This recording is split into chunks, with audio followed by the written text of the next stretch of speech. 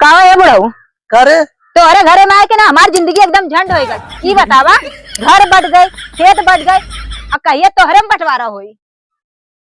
अच्छा मतलब उन्हन दू मिला है उन्हन ना बोली तोहरे ढेर चर्बी चढ़ गया ना। हाँ तो चर्बी चढ़ी ना हमारे भट्टा ढेर कमाई की हाँ देता। ठीक है ए, तो ना तनी यहाँ वा यहाँ वा यहाँ वा। दीदी देखी का बोला था बड़ो। अरे यही कहा था यार मिले बंटवारा करे बिना यह भाई ठीक ना।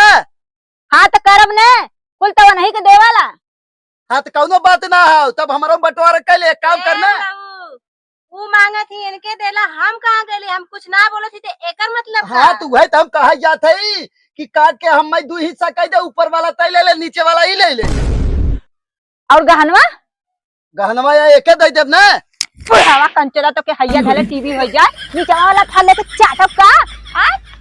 हमें गहना में हिस्सा चाहिए तोहरे में हिस्सा न चाहिए। सही कहा बाबू सही कहा।